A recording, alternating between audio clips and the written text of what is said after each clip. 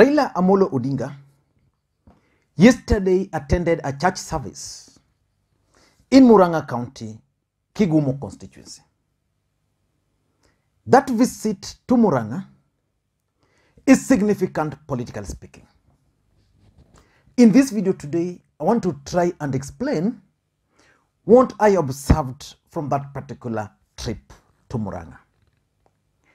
But before we do that, for those who are watching this channel for the first time, please just take a second, subscribe. And with the subscribers, I want to continue. Thank you guys for your continued support. The support has been amazing. Now let us go to Raila Odinga's Facebook page. I'm actually doing this video at night, so I wouldn't really want to take much time on it. This is what Raila Odinga posted yesterday. We joined the congregation at Bible Fellowship Church in Kigumo Constituency, Murang'a County for Sunday service. The presiding bishop, Peter Kamau, gave enlightening sermon on rising above excuses and committing fully to our causes. And that post is accompanied by several photos, including one where Raila Odinga is kneeling. I can see SK Macharia, I can see Junet Mohammed, I can see Simbarati, I can see Passaris, I can see the local member of parliament there. Several photos there. Let us go to Junet Mohammed's Facebook page, because Junet Mohammed also accompanied Raila Odinga to this event.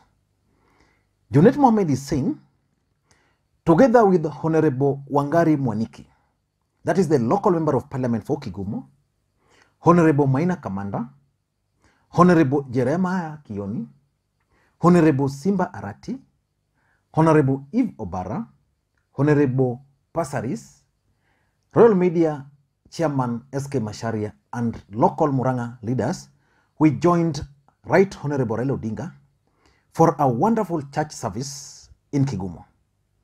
I thank the Bible Fellowship Church, Kangari, for welcoming us. Asante sana, tutarudi tena.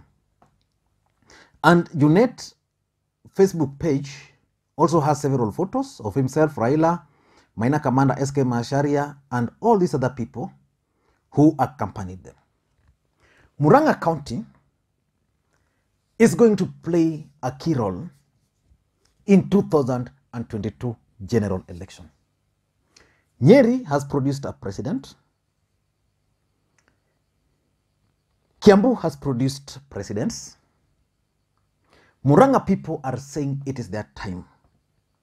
And the Murang'a tycoons have already thrown their weight, most of them, behind Raila Odinga. But I observed several things during this particular trip. The first thing I observed is that majority of Kileweke members of parliament were missing in action. Who are Kileweke leaders? Kileweke leaders is a group of members of parliament from the larger Mount Kenya region who purport to support President Uhuru Kenyatta and to support the handshake. It was expected that at least some of them were going to join Raila Odinga. Because for those who follow the politics in this country, you should have realized that President Uhuru Kenyatta met with the Kileweke team and those who are supporting him and Raila Odinga, where they discussed on how to tame the deputy president. And it is alleged that during that particular meeting, most of Kileweke members of parliament expressed their reservation about selling Raila Odinga in the larger Mount Kenya region. They alleged that selling Raila Odinga is not going to be easy. It's like selling a pork in a mosque. But President Uhuru Kenyatta told them that selling Ruto in the larger Mount Kenya region was the most difficult task for him. And therefore, selling Raila Odinga would not be a difficult task. For those who've been following this channel, there are certain things which I've always said consistently. One of the things I've always said consistently is that if you want to understand the thinking around the deep state, then there's a gentleman called Wambugu Ngunjiri. Study Wambugu Ngunjiri. Wambugu Ngunjiri worked for Raila Odinga. Then he was elected. He's been a thorn on the flesh of William Samoei Ruto. Wambugu Ngunjiri was missing in this particular event. In my view, Wambugu Ngunjiri is normally the head, in quotes, of Keleweke. So the mere fact that the Keleweke team were missing in action shows two things. Number one, either most of those members of parliament are keen on defending their seats, but they are sure that associating with Raila Odinga is not going to serve their cause. Or number two, the Keleweke team probably is under instruction from a section of the deep state to pursue a different agenda. And that agenda is not William Ruto, and that agenda is not Raila Odinga. Let us wait and see how things are actually going to unfold. So that's the first thing I observed. The second thing I observed is that during this trip, there were several aspirants for various seats who joined Raila Odinga. I've always opined on this channel that the handshake is going to help Raila Odinga with one major thing. That for the first time in the history of Raila Odinga's politics, he is likely to attract credible candidates from the MCs to the governors from the larger Mount Kenya region. And that's going to help him. For example, in Kigumo, the local member of parliament was actually there. It's normally very difficult to find local member of parliament. For example, the women rep, Sabina Chege, who is perceived to be one of the Keleweke team's members, did not attend this event. But the local member of parliament attended this event. That's significant. And they introduced several aspirants. Some are very credible, who are going to contest and are associating themselves with Raila Odinga. So that, in my view, is a progress for Raila Odinga. So that's the second thing I observed. The third thing I observed is that the Building Bridges Initiative process is actually a tool which Raila Odinga is going to use, especially in the larger Mount Kenya region. If you listen to Raila Odinga's speech, he warned the people of Murang'a County that they are going to lose two constituencies. The first constituency they are going to lose is Mashariya, and the second one, I think, is the Kigumo constituency. And that's why the member of parliament for Kigumo has been making a lot of noise about the Building Bridges Initiative process.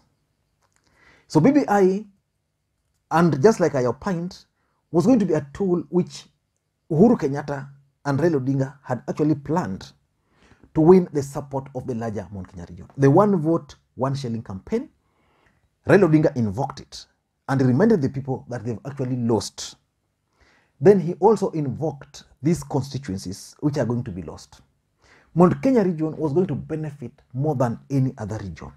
And I was just looking at Facebook, and someone from Wajir pointed out that Raila Odinga is still talking of one man, one shilling, one vote, which the people of the larger Northeastern were against. So basically, the Building Bridges Initiative process, whether it's going to be revived or not, is going to form the basis for Raila Odinga's speech. Number 4, I also observed that for the first time, Raila Odinga's messaging was actually designed or targeted for that particular trip. He was in Murang'a. If you listen to the trip, that speech was designed purely for the people of Murang'a, and it was addressing specific issues of the Murang'a people. So I'll be waiting to see the next trip of Raila Odinga and the kind of messaging is going to give to the people who will be attending those events. But I gathered that Raila Odinga is currently targeting his messaging. Number 5 was the presence of SK Macharia. What role is SK Macharia going to play around Raila Amolo Odinga? What role? 2 roles in my view. Media. Media is going to be used to change perceptions and to advance a narrative. If you talk of media, there is no media person in this country than SK Macharia. His vernacular radio stations are the most popular across the nation. When he was in Murang'a, almost his test stations were airing that particular trip. SK Macharia, in my view, also represent the tycoons from Murang'a. And these tycoons are saying they're going to support Raila Amolo Odinga. And I liked how his speech, because during his speech, when he was given the chance to speak, he stated facts that if Raila Odinga is serious, then he should not be listening to people who are cheating him, that he's going to win the larger Mount Kenya region. And he stated clearly that if elections were to be held yesterday or today, William Ruto and his brigades were going to sweep in the larger Mount Kenya region. Sometimes when you deal with the truth like that, then it helps. So someone like SK Macharia are keen on Raila Odinga's getting the presidency, but not by lies. The way Kioni was saying that the larger Mount Kenya region will vote for Raila Amolo Odinga. So SK Macharia, in my view, represents the tycoon from Murang'a. I don't know why Peter Kenneth was missing in action. So probably there was a lot of political interest at this event. And lastly, I think Raila Amolo Odinga has finally decided that he's going to deal directly. He's going to engage directly with the people. He's not going to use anybody. The mere fact that the Keleweke team decided to abscond or avoid this event means that they had hoped that Raila Odinga was going to make a phone call to them, plead with them to support him. What Raila Odinga did, probably he just talked to the local member of parliament, then his brigades from Nairobi, and just like that, they went to Murang'a. And if you ask me, that trip to Murang'a was a huge success for Raila Amolo Odinga. Why? If you listen to those speeches, people were actually clapping for Raila Amolo Odinga. And when Raila Odinga left the church, he addressed some gathering outside there. And even from that point, you could note that the crowd which were outside there were really waiting for Raila Amolo Odinga. And they were excited to see, to listen to Raila Amolo Odinga. And Raila could even attack Tanga Tanga in Murang'a. Murang'a County is one area where the deputy president has actually camped in. He has his foot soldiers there. The Senator Irungu Kangata decided to resign as the majority whip at the Senate. Alice Wahome leading onslaught against President Uhuru Kenyatta, the Kandara member of parliament. Ndindi Nyoro again leading onslaught against President Uhuru Kenyatta from Kiharu constituency. Kiharu constituency is one of those constituencies which were represented in parliament by one of the icons in this country, Kenneth Nyindo Matiba. Murang'a County is where the deputy president has been making more trips than any other place in the larger Mount Kenya region. So in my view, Raila Odinga has decided that he's going to deal directly with the people of the larger Mount Kenya region, because there was a point when most people were claiming that the mere fact that Raila Odinga was trying to use elected leaders or even some members of parliament from that region was actually working against him.